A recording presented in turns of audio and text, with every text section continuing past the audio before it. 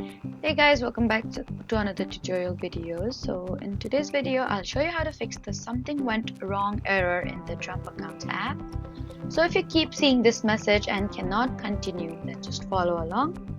First, check that your internet connection is stable by trying another website or app.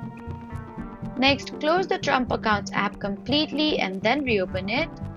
If the error still appears while signing in, then double check that you're using the correct login credentials.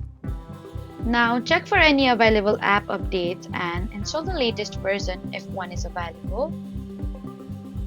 The next thing you can do is try restarting your phone and then try opening the app again. And if you're using a VPN or proxy service, then temporarily disable it and then try again, since it may interfere with the connection. And if the problem still continues, the service may be experiencing temporary technical issues, but that you need to wait a little while and then try again later.